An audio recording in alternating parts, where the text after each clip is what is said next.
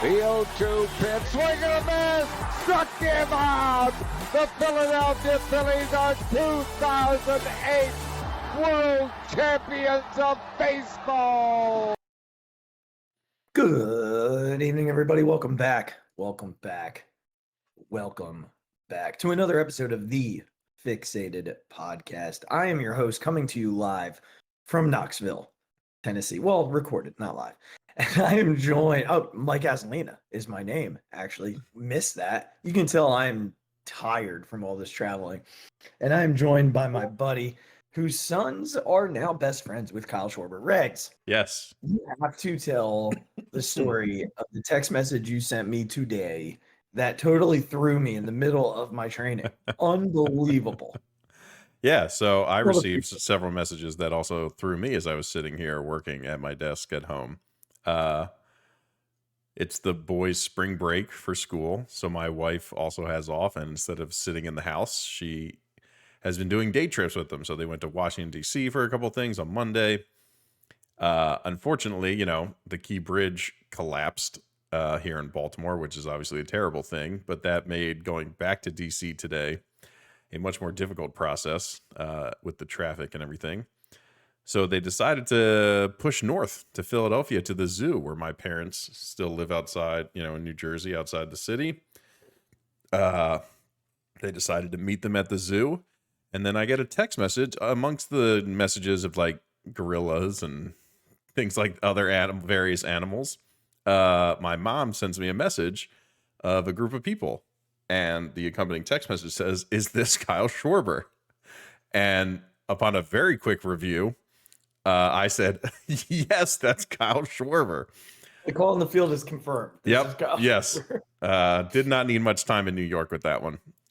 So almost a second later, my wife calls me with my oldest son on the phone saying, "Daddy, is that Kyle Schwarber?" And I'm like, "Yeah, man, you should know that."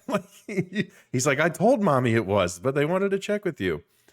So Kyle Schwarber was there with what appears to be his family, his young son and younger daughter. I think he just had a daughter. I don't know what daughter. Anyway, another baby that they've had, and some family. We're at the Philadelphia Zoo the same time as my family and in the same section of the zoo at the same time. So my wife then gets on the phone and I say, "Babe, that's Kyle Schwarber. Like, you need to get a picture with him and the boys if you can figure this out." So reluctantly, not wanting to disturb Kyle, obviously he's a human being there with his family. You don't want to kind of be interrupting that time. But as my wife said, not a lot of people were recognizing him or going up to him or even like just saying, "Go Phils," just like nothing. He was just walking through the zoo, And of course, my kids are now staring at him intently because now they know who he is. They're also wearing Phillies. Yes, they're wearing their Phillies hats. And, so not inconspicuous in their own right. But apparently, as they sort of go to the next section, my family trailed them.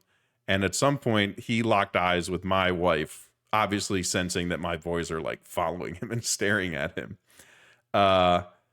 And so my wife, after that happened, very quickly just said, "Would you mind if, I took a picture with you and the boys?" And she's like, "I'll be very quick. We're not going to make a big deal. Like, well, 2 seconds." He very nicely dapped the boys up, asked them if they, if he was going to be, if they were going to be cheering him on Thursday. And I get sent a picture where, again, for those of you not watching on YouTube, this is my plug to go watch on YouTube because I'm about to put a visual up on the screen. But yeah, how about it? So then I receive this picture of my children with Kyle Schwarber. Luckily, they're all smiling. No one seems to be crying or giving the man a hard time, which is great. So Kyle, if this happens to cross your desk, thank you. You're the best. By all accounts, was more than nice to take a few seconds out of his day to take a picture with my kids, who then called me very, very excitedly. And I then sent you a text message of, look who my kids ran into at the Philadelphia Zoo. I think my only gripe is that none of them lobbied for him to come on the show. Again, that's poor parenting on my part that they didn't kind of go for that as the first line. But I also was very upset with them that you're meeting Phillies players while I'm not around now. This is what we're going to do. This is how this is going to work. What, are you going to go to the aquarium next week and see Bryce Harper or something like that? I think, one of the cool things about this is you only hear glowing things about Kyle Schwarber, right? Like just the way he is in the clubhouse and the way he is in the city. And again, if he felt that the boys were kind of looking at him and he sensed that, one of two things happens, right? He makes eye contact with your wife to almost give her the go ahead. Yeah. To strike the conversation, or completely avoids and continues to walk. And right. I think I've never been in that position. No one follows me around and looks at me like, oh, take my picture, hang with me sort of thing. But I feel like they know what they want, they can navigate it, and they can almost body language wise tell you. My dad used to say, if you run across someone in a restaurant or in an airport, you'll be able to know whether or not they want to be bothered. Yeah. They will have it written on their face. Right. And I think that eye contact was sort of an invitation to Angela to be like, you can ask. Yeah. Again, I'm sure a guy like that can sense when people are staring at him. Yeah. And yes, I'm sure my boys, they're not an inconspicuous bunch. So I'm sure as soon as I told them that, yes, that's Kyle Schwarber, I can just envision my youngest just staring there like this, and just following him as he goes. This is also not new to someone like Kyle Schwarber. And if he can take a second of his day to make the days of 3 young Phillies fans special and memorable, this team as a whole just feels like a group of guys who will do that, who will in that moment recognize what it means to I think we were very lucky that, again, he wasn't being overly bothered. You can imagine if he was getting bombarded by people that he would have not been in the mood for one more thing. But by all accounts from my wife, nobody was going up to him, not even some go Phils from the cheap seats or nothing.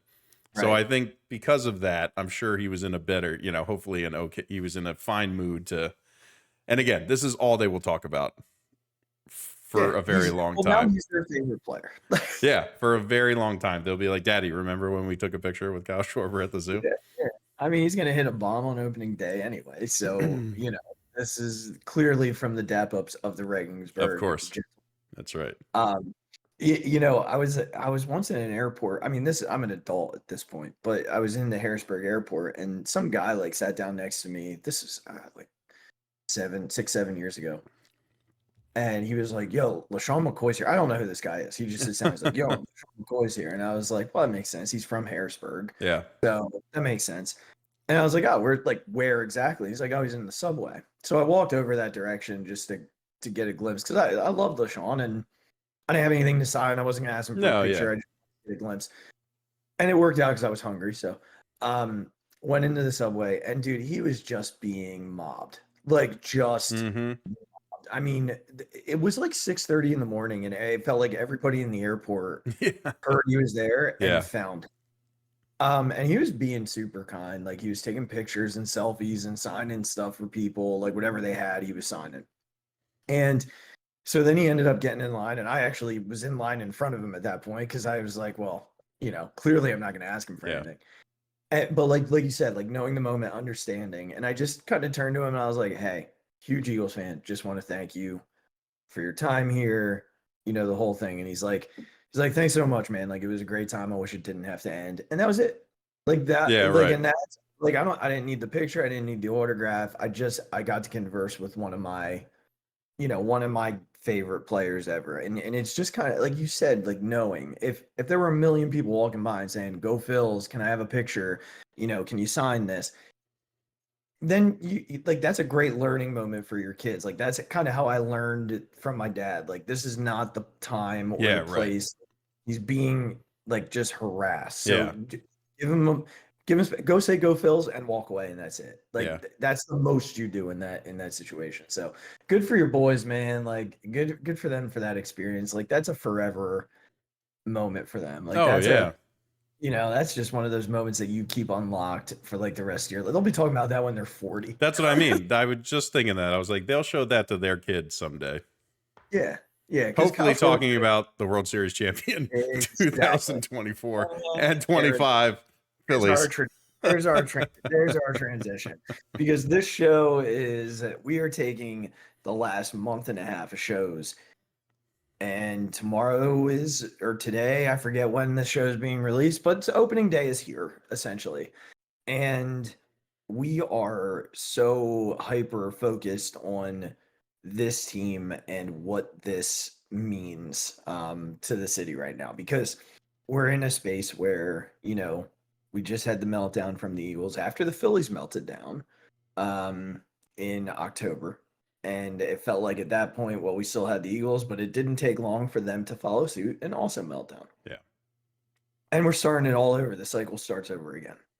And the hopes are high in the city for this baseball team. Regz and I have given our expectations for individual players. We've, played some games around, what we can anticipate. We've previewed free agency. We've reacted to free agency. We've talked through literally everything you can talk through in the offseason, and it is now here. So that leads us to the expectations of this season as a whole. And this conversation is going to be based around that exact thing. The roster looks like it's been decided upon. Teams have started to make their final moves. The Phillies are clearly up north because Reg's sons were rubbing elbows with Kyle Schwarber today.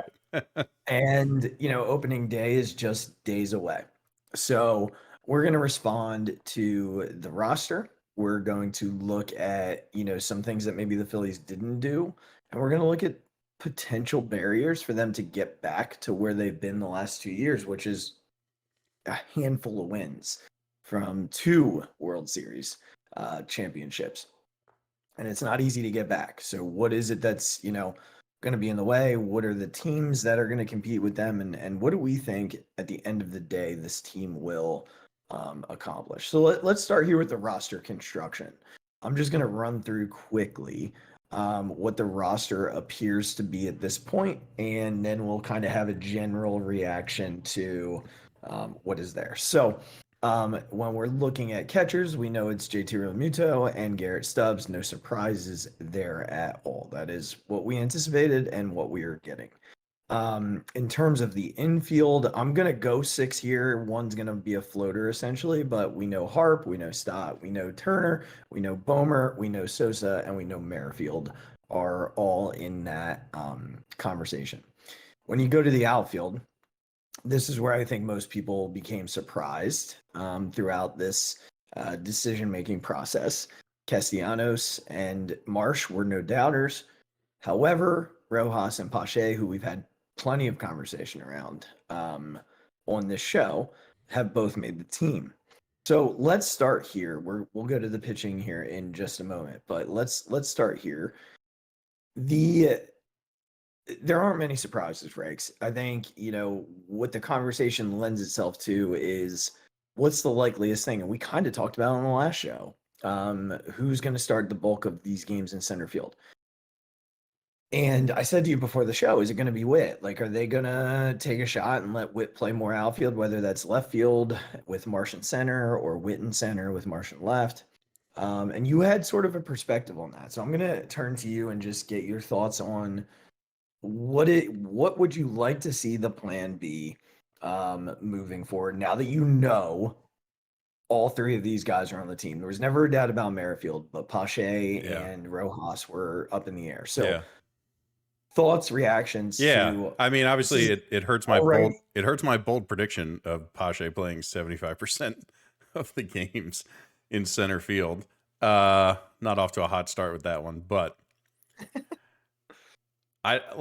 let's take it from the thing I like the least. I like the least Martian center, and Witt playing a lot of left field. That is my it's not like a worst case scenario, but if I'm listing my choices, that is not at the top. That is very far at the bottom. We've seen Marsh have a little bit of trouble in center field, and I think coming off the knee thing, being in left takes a huge burden off of that knee. It allows him to heal better.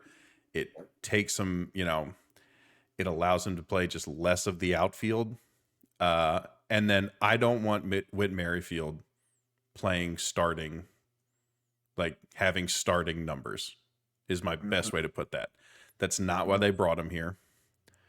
They brought him here to give some guys rest and to be a veteran bat off the bench when they need that kind of guy in whatever situation they're in. I don't think Whit Merrifield lives up to his contract if he's playing a lot. Just flat out. I just don't think he does. So that not being the case, I think I was very pleased with. Let's, jump to where the sort of paths diverge here. I think when we originally talked about it, our initial thoughts, even months and months ago, after seeing the playoffs and how Rojas hit, was this guy's defense is so important, and he's the 9-hole hitter. So if he has to work through some things, let him work it out at the major league level. Because as Dave Dombrowski put it very well today or yesterday, if Johan Rojas is the most glaring thing like that we're talking about, that means everyone else is probably hitting pretty good, and that means the team's doing well. That's just it. This team has enough firepower that Rojas is not the catalyst for like how this offense is going to work. Right. And because his defense is so good and it makes the overall team defense so much better by allowing Marsh to play left field, I think ultimately I can't be that mad about them doing that. Now, look, do I still think Rojas has a long way to go as a hitter? Yes. Do I think like Christian Pache would be a like 300 hitter in the major leagues when he hasn't proved that he's been able to hit in the major leagues ever? No, I don't. But I don't think he'd hit like 150. Yeah. Maybe like 245. I don't know. Again, it's your number 9 hitter. He's not out there to like keep the lineup churning and all that stuff. You just want him to have some good at bats and be able to get on base every now and again. So I think it shows that the defense that Rojas allows them to have in the outfield is more beneficial to this team than his hitting is detrimental. And that was ultimately the decision they came to. If he really like just trips over his own feet and can't do it, Pache slides right in. And Rojas goes back down to AAA to figure it out. So I'm perfectly fine with that. I just think ultimately it was kind of what they said they would do and what we thought they would do.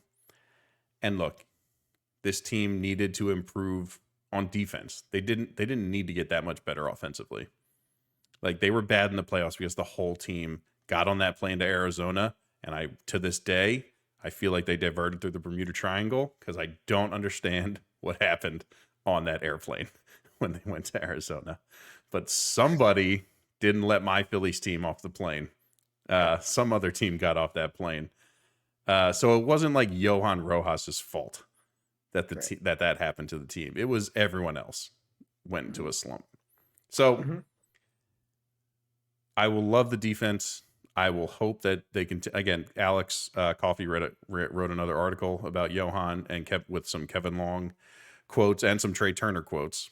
So go read that if you haven't. But Kevin Long saw enough progression in the things that they're asking him to do that they, were willing to make this change. So ultimately, my thoughts are go out there and just run down every fly ball you see, kid. Like, we'll figure out the rest of the stuff. But like, if we're talking about your offense as a thing, like then the rest of this team, like something bad's happening because it shouldn't matter one bit. Yeah, I don't have much to add. I think you covered it all there. I think for the Phillies, 1 through 8 is that good. That 9 can hit 200, 210, whatever. What he's not giving you offensively in runs, he is saving defensively. What this kid did saving runs last year in the 2-month span that he was here felt like unheard of to me. Yeah. And I just like sending him down probably it just puts doubt, right? Like it just creates doubt. And I think you give him the confidence. If he's tried to do the things that have made him successful, then you let him live it out up here. Let him learn here. And if he's not going to learn, if he can't learn, then okay, then yeah, Pache plays more.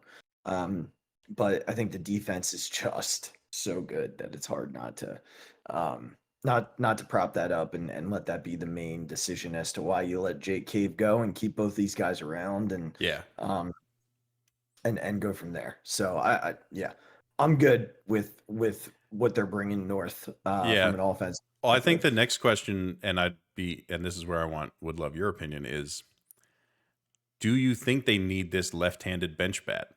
Like, how important do you think that is?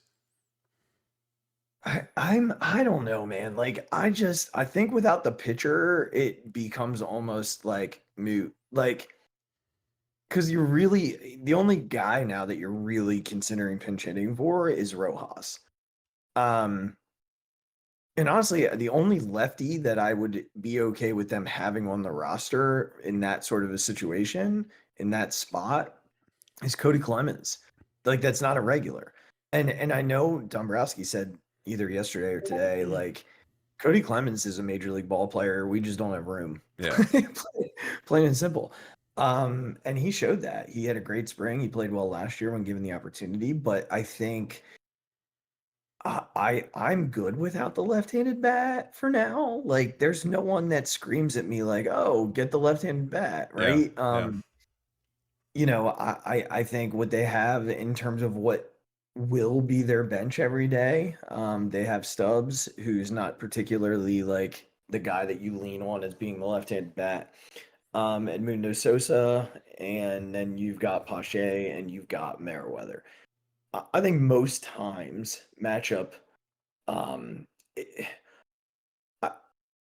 think Merriweather is going to be your first bat in that situation anyway. Like even if Cave were here, right? Regardless of matchup, yeah, Merrifield probably gives you a better chance anyway. Merrifield, yeah. Why do I keep saying Merriweather? Like what? I don't know. Merrifield. So I'm not that worried about the left-handed bat. I think it's something that they can add as the year goes on and decide who's the odd man out. It might be Rojas, it might be Pache, but the left-handed bat wasn't in camp. Like I just Dave didn't do enough. Like we know what we're getting. Greatest quad A player ever. 4A, right? Yeah. Like that's so yeah, I'm good. I'm good with what they're starting the year with, and they can make adjustments as camp kind of fades out and teams are cutting guys and the season moves along. I mean, remember they got Matt Stairs on waivers. Yeah. So things happen, people pop up, and you go from there. So I'm good with the way they're starting the season from a offense and defense perspective. Let's take a closer look at the pitching. The anticipated starting rotation with, if everything goes according to plan on opening day being Thursday, is Wheeler, Nola, Suarez, Sanchez, Wheeler again. Right. Back through the rotation, and then Turnbull in game 10 or 11, whatever that would be. Because of the injury to Taijuan Walker. So that's the rotation. Now, when you go to the bullpen, you've got your Alvarado, Soto, Strom, congratulations on the extension, well deserved. Basically puts the Phillies in a position to have the exact same team next year. And then Hoffman, Sir Anthony. So those are your main five. Kirkering is hurt or sick, so he's behind.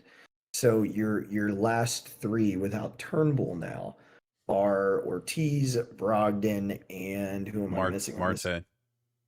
Marte, right. Thank you.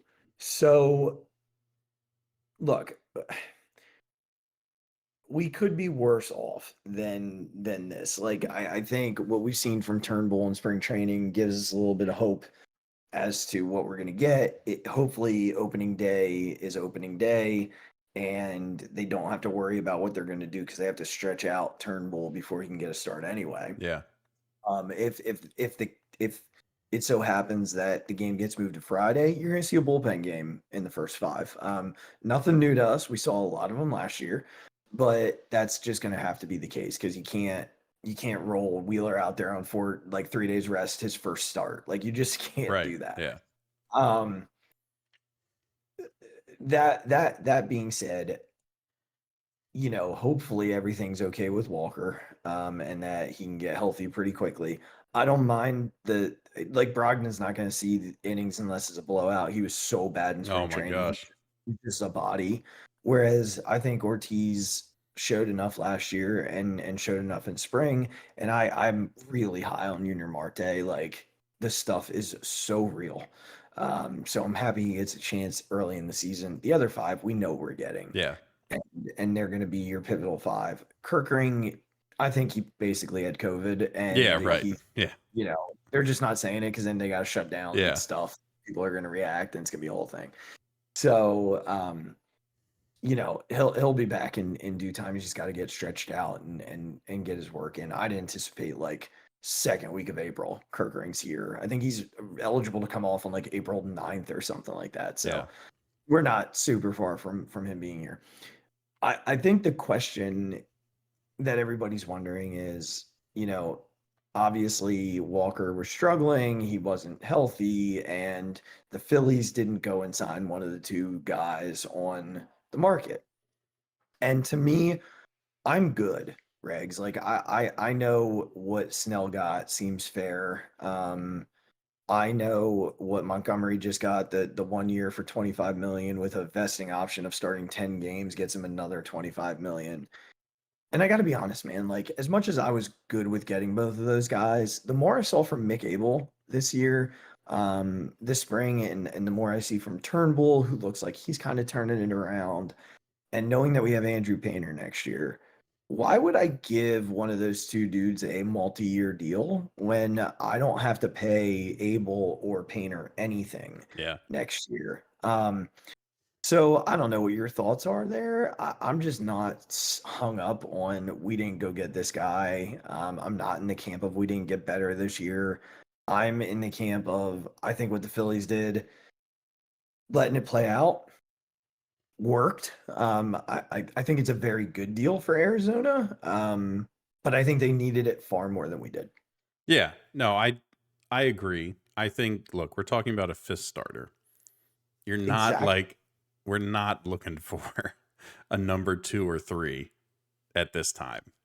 I think you're exactly right. I think Abel showed had a pretty good spring and looked pretty good. And again, we're talking about a fifth starter. You're not putting that much weight on this guy. You just want them to not lose every game they throw, a la Bailey Falter. Yeah, 2 months. Exactly. So, look, I just also think a lot of people forget we actually signed the best pitcher on the market, Aaron Nola. Exactly. So despite people saying we're running it back, Aaron Nola was the number 1 pitcher on the market in free agency this year. 100%. And we signed him. Aaron Nola was not a Philadelphia Philly when the season ended. He was not. Yep. So I know it just seems like we kind of just got him back, but Aaron Nola could have gone anywhere he wanted, and we signed him. Again, we had an advantage being where he wanted to be, but we still had to do that. So it's just for anyone saying we didn't get better, it's like, well, we were worse when Aaron Nola wasn't a Philadelphia Philly. That's for sure. Imagine not even signing him, and then now look where you are. Exactly. Yeah. So again, it's kind of like the Rojas being in the 9-hole. We really shouldn't have to talk about him that much, unless it's an absolute dumpster fire. Which again, I don't think it will be. Yeah. Well, and if he struggles, we don't know what Taiwan's timeline is, right?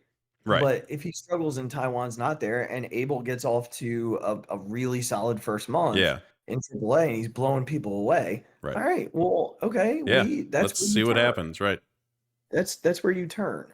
I will say this: it's nice not to go into the year having to use Strom. Yes. As a absolutely. starter. It's nice to go into the year with 5 starters and depth to add to them. You still have David Buchanan, who was fine this spring. Like you didn't look at his stat line and be like, oh, he can't pitch in the majors.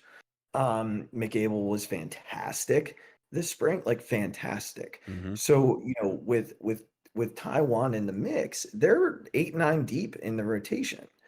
And that's really good news. Yeah. I mean, incredibly good news. So I'm anxious to see how it plays out. I'm not bothered at all by the injury. I think we're gonna see, oh man, Turnbull can give you 4 or 5 decent innings, right. And then when the time comes that Taiwan's ready, he just slides in that long man role and off we go. But I'm in a position where for the Phillies, a move like Jordan Montgomery had to be a 1-year deal. Yeah. Because of what is waiting in the wings. When you've got 2 horses sitting there that can take over in the rotation next year, there's no need for a Jordan Montgomery. Right. There's just it would have been a waste of resources. And people can say all they want. Oh, we need more pitching. We need more pitching. Listen, 2011, we had the most pitching that a team could ever have, and it came up short. Yeah. Last year, pitching was not the issue in the postseason. Right. There were some decisions that we can question, and guys who didn't get the opportunity that we can, highlight, and we've done that a million times over. But at the end of the day, they didn't get back to the World Series because the offense shut down. Yes. They didn't win the World Series in 2022 because the offense shut down. Yeah. Plain and simple. So let's kind of talk about that now. Because that's your roster, like it or not. I like it a lot. I like this roster. I like its depth, and I like its potential. But there's always the how do we get back to that spot again? This is a team who has overcome bad starts. This is a team who has won when it mattered. This is a team who we've come to trust come October, but they haven't finished the job. So we're going to have the conversation of what barriers stand in their way. And I will start. I'm going to go with the simple fact of this is traditionally an organization that gets off to slow starts. And I will be honest with you, if that happens this year, when you look at their schedule, I don't know where you make up ground. Like, they've got to get off to a good start. They've got to give themselves a fighting chance as they get into the, months of June, July, August. And you can't just assume you're going to be able to turn it on in June. Like, they've got to get off to a good start. I'm not saying they got to come out and sweep the Braves. That's not what I'm saying. What I'm saying is they've got to come out and start the year at a place where they look capable of winning baseball games and winning them in large clips against teams who are inferior. Right. But that has been a barrier for them for, goodness gracious, the last decade and a half. Since the run, they have not gotten off to good starts. I think the only year they got to start was 2011. Yeah. The year they won 100 plus games. So that's my number one. Like, they just have to get off to a good start. Yeah. I mean, again, there's nothing to disagree about. They're with the schedule that they play for the first month and a half, you have to beat these teams. Outside of the Braves, is there any team that they shouldn't win a series against? I think they play like St. Toronto, Louis, maybe. Yeah, and St. Louis, I think, is in there too. Okay. Yeah. So that's 2 out of, 8. I actually also think the Pirates are going to be tougher than people think, but that's a story for another day. But you're right. I mean, outside of that, I mean, they do play San Diego, who I think is going to be a little bit more difficult than they've been in years past. So you're looking at 3 teams, 9 games, and essentially all you need to do is go 4-5 or 5-4 in those games and beat everybody else. Yeah. So again, but not an overwhelming majority of teams that you should lose series to. Nope. I think it's not only for what it does for their ability to win the division.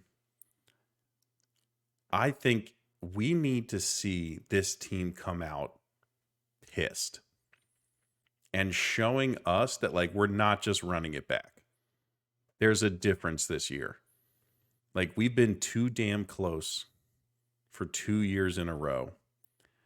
And let's just be honest, they blew it last year. They absolutely no-showed as an offense.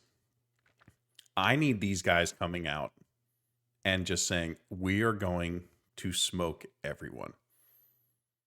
And we're going to show everyone that this is our time. Like, that's what we want to see. Everyone's we're just running it back and blah, blah, blah. They're running it back with a team that can't pull it off and is, the offense is choked 2 years in a row and all this stuff. It's like, come out and show everyone what this team is about this year. Yeah. That's what I want. It would be nice. Here's another possible barrier, and that's simply this: the National League still has some horses, yes, in play. Obviously, the toughest one being in their own division. That Braves team, who they tend to destroy come October, that's a team who wins during the regular season. Yes. So overcoming that is a challenge. The Central is just they exist. While teams will improve they're just, they are. The West, though. Yeah. There are 4 teams there that I think are going to be legitimate. Obviously, the Dodgers and Shohei the Gambler Ohtani at the forefront of that. That's a conversation we'll have. Yeah, right. So Shohei and crew there are legit tough. We know that. Yeah. The Diamondbacks, who put the Phillies in their place last year in the postseason, got better. They added offensively. They added in their pitching staff. They are a really talented team. The Giants got better this offseason. They improved quite a bit. They're still probably the 4th best team in that division, but they're going to cause problems in that division. And then obviously the Padres, who I think last year just had one of those weird years. Mm-hmm. Like, they're still a very talented bunch in San Diego. And of course, the Jake Cave-led Colorado Rockies. Of course. Look, the NL has what I think 7 really good playoff teams or 6 really good playoff teams between 2 divisions. Unfortunately, a spot will be taken by someone in the Central. Yeah. And for the Phillies, it's how do they match up against these teams? And I feel, and I've said this, that I think they match up with every single one. Player by player, position by position, spot in the batting order by spot in the batting order. The Phillies match up with every one of them. But it doesn't mean that they can't. Yeah, be you still have right? to win the games. Like, it's still, it's baseball.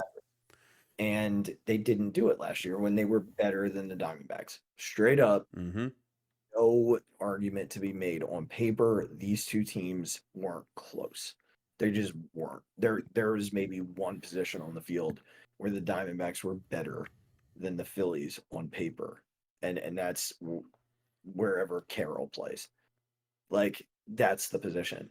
The Phillies were better everywhere else, and I will argue to the death they didn't play like it. And a lot of people would say the same about the Braves. The Braves are better on paper at every position than the Phillies. Mm-hmm. I'd argue that, but the Phillies have beaten them the last two postseasons. So just the general I think aside from the AL East, the NL West is aside from the AL East, the NL West is arguably the best division in the sport. And you can make the argument that it's even better than the AL East because the AL East is really top heavy. Yeah. Like the Orioles are really freaking good and everybody else is kind of like Fine. good. Yeah. Whereas I think it's pretty well, and you could say the same about the West. Like the Dodgers are really freaking good. But I think the Diamondbacks are better than the second best team in the AL East. Yeah. I think the Phillies and the Braves are better than the second best team in the AL East, right? So I think the NL is very good. Top heavy, very good. I think Mhm. once you get past those first six teams, there's a big gap. I actually think once you get past the first four between the two top in the East and the two top in the West, there's a jump down to the Padres and the Giants. Mm-hmm. But competition is going to. This isn't a team that you can look at like that 2011 Phillies team and say they're hands down the best team in the National League. Yeah. So that's going to be, that's going to be something for them to navigate, Rex. Yeah. Look, it's kind of been amazing that we haven't had to play the Dodgers in these past couple of years. Lucked out a little. I don't know how. I don't know how many times that happens.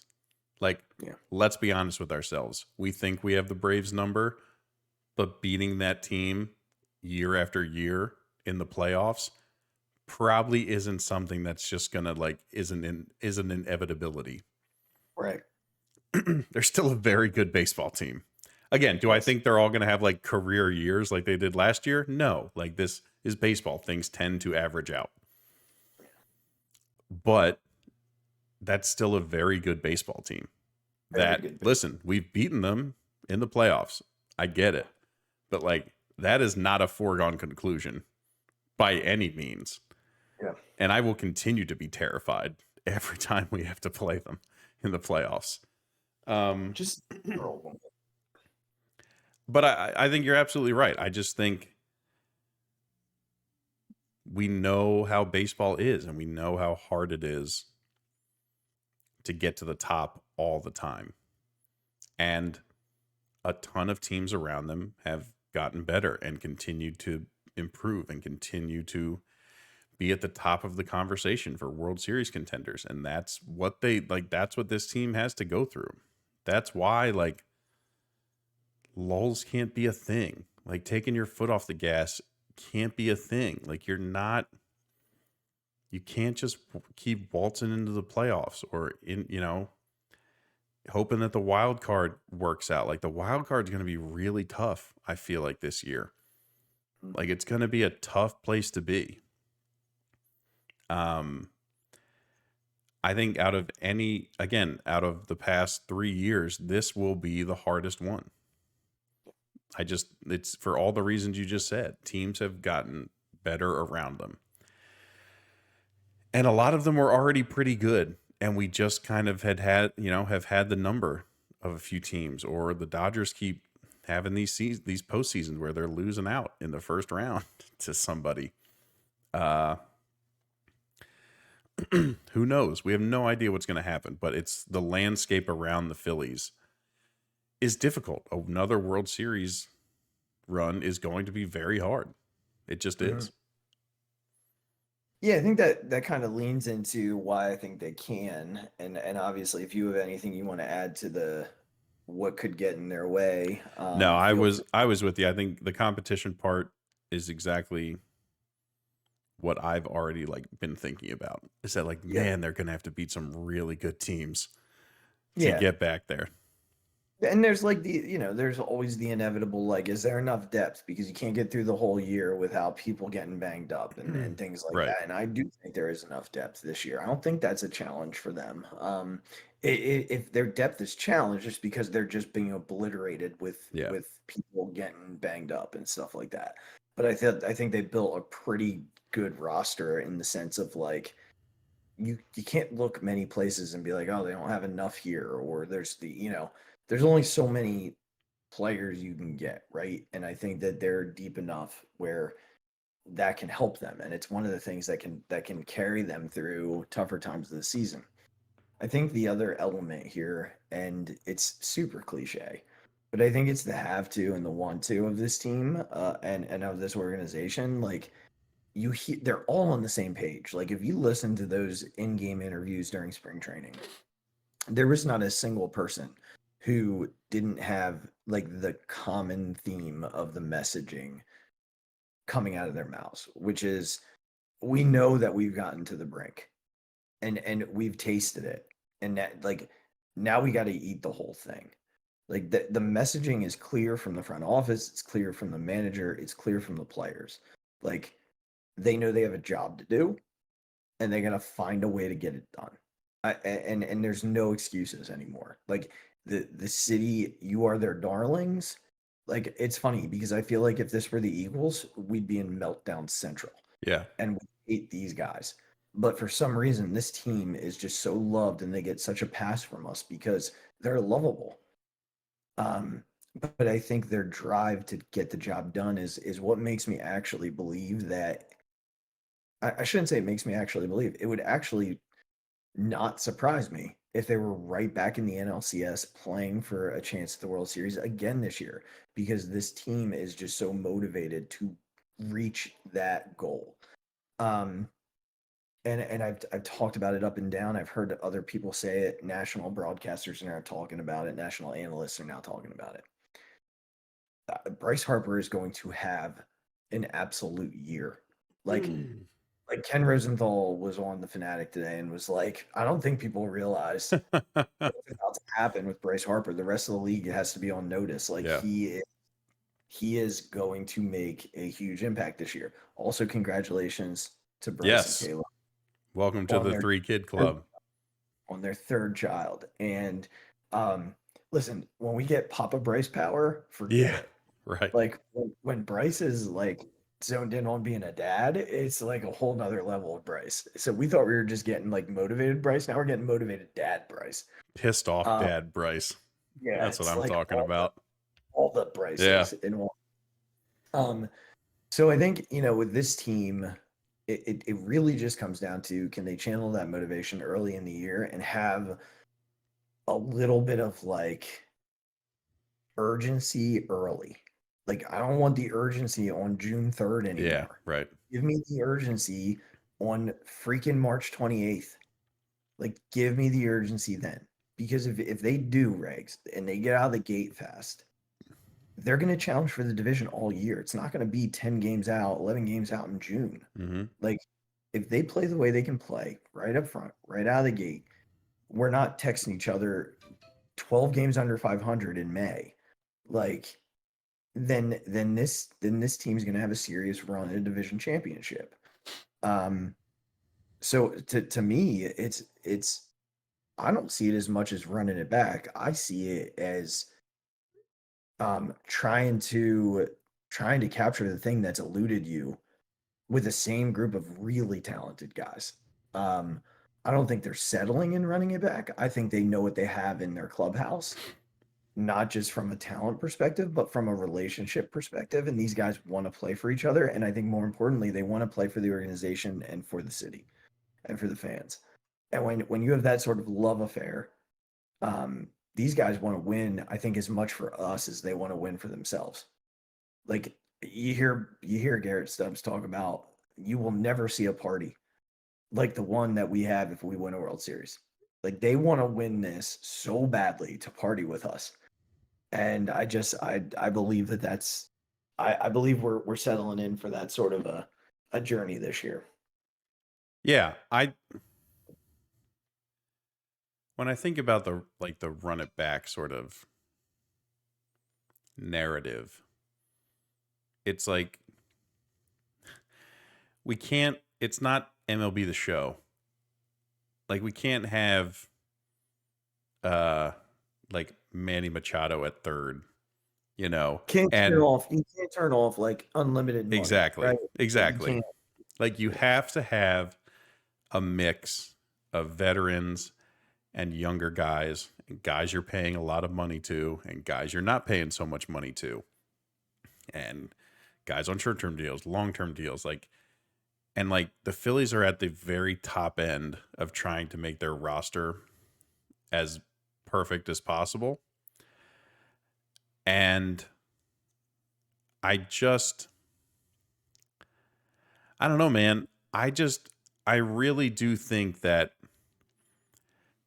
you can, I play it out like this. 2021 or 2022 was such a like miracle, right? We get into the playoffs for the first time in 11 years. They make a run to the World Series, right? Out of nowhere. No one was expecting that team to do what they did. Yeah. And look, they came into the next year thinking that it might be that easy again. Like, yes, they signed Trey. I get that. Like, they obviously made a big splash in that way to try and recreate what happened. But they came out slow again. They were able to get through the Marlins, get through the Braves, and it kind of caught up with them. Like the mindset of, I think there was a mindset of like, oh, we did this once without our best, so now like we'll be fine because we know what it is, we know we can get there, and so this is just a thing that's going to happen for us. Mm-hmm. And they choked it, like, and they didn't get back to where they were. They did worse than a team that was like running on like miracle juice. You know what I mean? Like they just, and I really, really do think that, I mean, we say this all the time. There's nothing better than a kick in the ass and kind of being humbled in a way that like, see what you did? You got a little too set in your ways, or you got a little too, you know, you thought this was inevitable, and like, we'll show you, you know, the universe said, we'll show you how that goes. And I just think this team is hell-bent from Bryce Harper missing a lot of the year. Even when he came back, he was not swinging the same way for a month at least. Mm-hmm. Trey is obviously looking for a very big comeback year with what happened last year. I'm not sure how Castellanos couldn't hear what we talk about him. So like, you have to think that at some point this guy like is not going to swing at every ball that spins. I'm hoping. I'm not saying that's a truth by any means. And look, they have two young guys at third base and second base that are hitting the front, like Bryson Stott probably shouldn't be hitting his prime yet, but he's that good a ball player that we expect him to hit very well. Like Bohm again is getting to the part of his career where he should be hitting his best years of baseball. Mm-hmm. Again, Brandon Marsh was the only hitter I trusted after everyone else seemed to have gone home. Like, these are the guys that are poised to come back and like still super motivated to play well and show this team of like veterans and all-stars and literally the face of baseball that like they belong on this team with these guys and they can contribute. So I just am in the camp of like, yeah, losing to Arizona sucked like massively. Obviously, go back to my text messages to Azzy during that time, and you could see, but like sometimes the best medicine is getting your butt kicked, and kind of it allows you to look at yourself and be like, wow, okay, like this isn't just going to be handed to me. We got to go get this. And I think, like you said, from every person that they talk to, they're like, we know what last year, what happened. Like we acknowledge what happened last year, and everyone is hell bent on not allowing that to happen again. Yeah. I'll say this, and then we're gonna move into just some season predictions. I think, you know, to piggyback on for the crowd that is so concerned with running it back, it's not like they're running it back with a bunch of jabronis, Yeah. right? Like they're running it back with Bryce Harper, with Kyle Schwarber, with Zach Wheeler and Aaron Nola, with guys you alluded to, Alec Boehm and Bryson Stott. They're running it back with Trey Turner, an improving Brandon Marsh, like perennial Gold Glove candidate JT Realmuto, a rising Gold Glove candidate with Johan Rojas. It's a really good team. That's not getting worse. Like, that's not what's happening here. So, yeah, it's exciting. Yeah. Which leads me to this. Vegas odds for their win total. Regs, they have the 5th highest win total prediction. When you look across the board at like FanDuel, Hard Rock, Bet Rivers, all the way across the board, they are 5th highest. The teams ahead of them are the Dodgers, the Braves, the Astros, and the Yankees. My goodness. I don't like, I know the Yankees have Judge and Soto, Yeah, well, but like the name. And like Garrett Cole, I get it. And they expect Rodon to not It's have a terrible year. Yeah. I don't know. That's a different conversation. We'll have that some other time. Well, here's what we're gonna do. I just want to get a 89.5 is the win total over under for the Phillies. Yeah. They won 90 last year. I mean, I've got them over. I've got them close to 100 this year. Like I got them at 98, 99 wins. I love that. I think I'm just under like 96, 97. Again, I'm basing that off of, I don't think the Braves will be as good. I just don't. Like, Olsen's not going to hit 54 home runs every year. Like, Acuna, I mean, maybe he has 40, 70 seasons all the time. He's a very, very good baseball player. But it's healthy, though. They were incredibly healthy last year. Like, their pitching staff is almost held together by like ace bandages and duct tape at this point with some of those guys in their injury past. But I don't see any reason why this team doesn't win 95 plus games. Yeah. Whatever number you want to put it at above that, I'm cool with. But like, I just don't see how it's possible. So let me ask this. Is that enough to win the division? Will they win the division finally and dethrone the Braves? I'm going to say yes. Yeah, I think because I also think that they're more motivated to win the division than the Braves. With all this talk out of Atlanta with like, oh, this layoff like kills our offense and all this BS about the playoff format and all that. It's like, if you don't think that like if guys aren't healthy, they're going to rest them, and like maybe for the last 2 weeks of the season, like if it's that big of a deal, like I would expect the Phillies to be much more motivated to win the division than the Braves. Yeah, it makes me wonder if they rain out on Thursday, are the Braves going to be okay? Like, I'm not. You mean you might have to check on him? Is he going to be all right? I don't know. It could ruin their whole season. Could ruin Is he even going to come to the stadium because of how scary it is? His wife certainly won't. Obviously. Oh my gosh, I can't even believe that he's willing to come to Citizens Bank Park. James and Jack talked about that. They were like, we were literally standing behind the family section for the Braves. And they're like, when anyone would yell something stupid, the security around there would jump on them so much. And they're like, other fans would tell people to like stop being stupid. Dude, it's so like, It's so stupid. It's so over exaggerated. It's so dumb. it's just this stupid narrative that he Yeah. wants to continue to play into. Right. And like, look, you can keep sounding dumb. Yeah. Like, just keep sounding dumb. You've sounded dumb for 3 years now. Right. Shut up. Like, Yeah. shut up. Yeah. And manage your baseball team. Right. He's so unlikable. Like, he is so I know. unlikable. It's why his team's so unlikable. Yeah. Because he just, that's the tone. All right, so I real quickly, you don't have to feel obligated to do this. I just want to kind of go through and make division predictions Yeah. across the board. I feel like it'd be dumb of me not to pick the Dodgers to win the division. Yeah, I'm with you there. That feels super cakey. Yep. The Phillies, I'm taking to win the East finally and dethroning the Braves. I'm gonna take the Cardinals.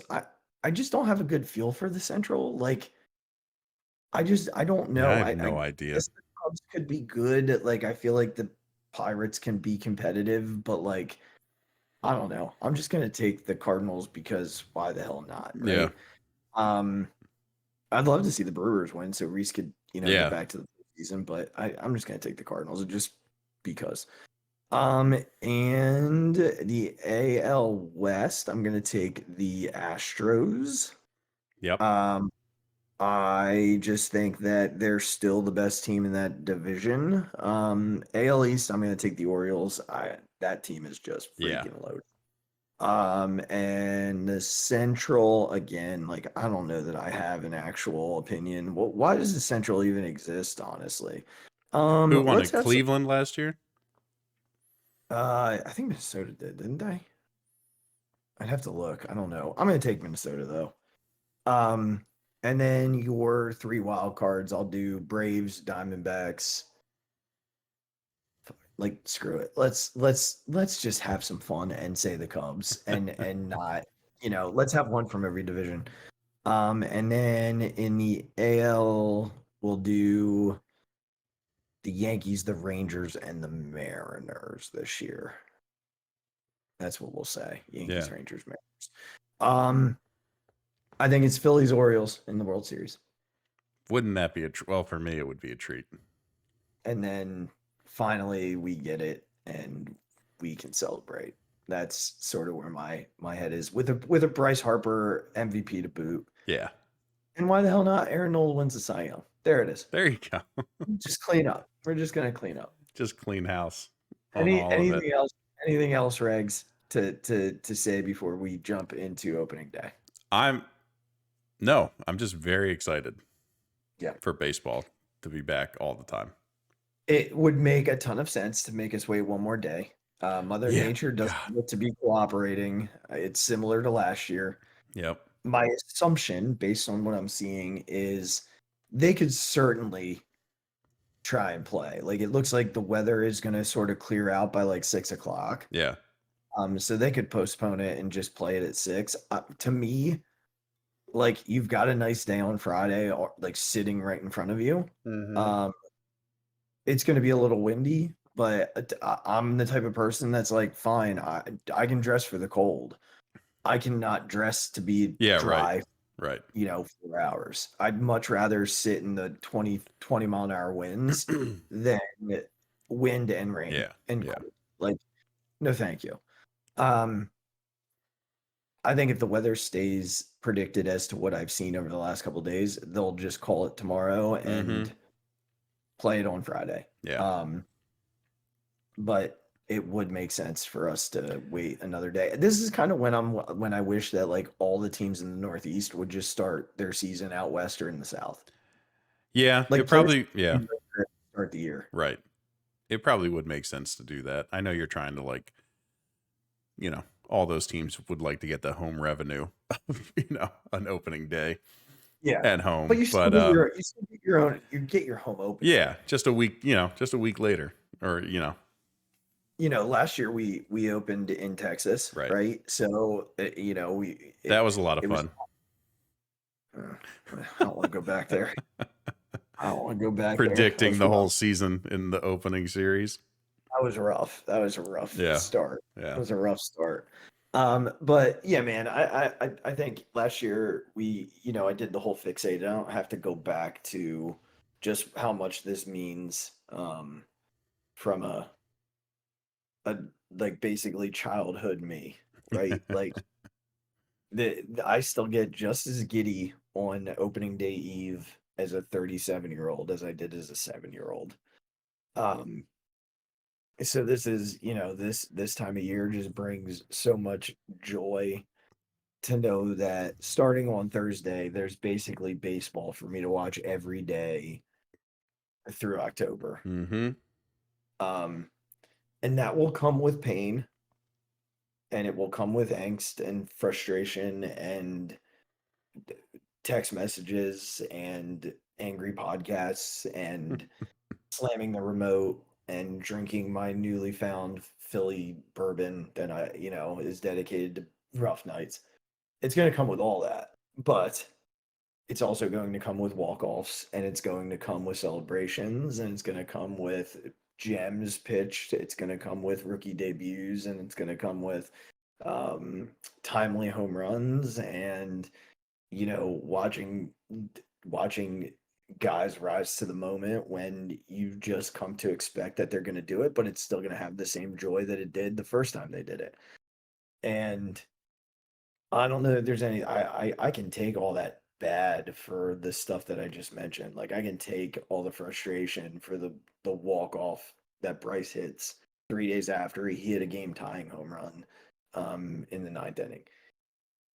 Baseball is so poetic. There's just so much that you feel like you've seen everything, but you can watch a game every single day and you'll see something you have not seen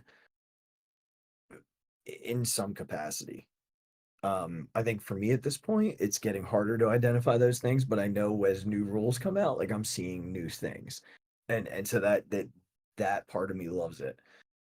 So yeah, man, like Thursday will be here. They'll either play or I'll have to wait another 24 hours. But I cannot wait to walk through the Citizens Bank Park gates. And there's just something about the first time you walk through that feels so different. Yeah, it's going to be good to be home and in the midst of the excitement of another baseball season. Hopefully one that lands us the ring that we want to celebrate and the trophy that we get to drive down Broad Street so that we can see Garrett Stubbs live up to his promise of the greatest party that anyone has ever seen. Can't wait, man. Can't wait. All right, everybody. We will talk to you soon. We do have a couple of things planned. We're still working on, a guest. It's been rocky with my travel. So we're trying to finish that out. We have a young fan of the show who would like to come on and read his essay that he wrote about Citizens Bank Park. So we're gonna do that, and we are gonna get our friend Brian Hamilton back on the show to talk to us about the minor league kids and them as well. And yes, there are still other sports in this city that we have to talk about. There's a basketball team that, good God, yeah, cool, good Lord, and the football team's still doing some interesting things. So, and talking about a lot of interesting things. So we'll get back to them. But that for the first week, we're going to be really just hitting on the Phillies. It's our happy time, people. We can't help it. We're going to need that like 21-10 or 20-11 start. Yeah. So, Phillies, don't let us down. Let's get off to a good start. And we're so grateful that you all took the time to listen to us. If you haven't already done so, click subscribe on the YouTube channel below us here. Wherever you get your podcasts, go ahead and follow and rate, as well as clicking or following us on all of our social media platforms. You can follow us at the Phixated Pod on Twitter, at the Mic Drop 5, at Big Regz with the Z, and at the Phixated fan page on Facebook. Click the merchandise link in the show description below, and we will talk to you very soon. But in the meantime, we love you. Be good to yourselves. Be good to others. And above all else this week, happy opening day. Go Phils. Go Phils, baby. Oh, my God. Deep to right field. way up there and way out of here. The Philadelphia Eagles are Super Bowl champions. Eagles fans everywhere, this is for you. The 0-2 pitch, swing and a miss, struck him out. The Philadelphia Phillies are 2008 World Champions of Baseball.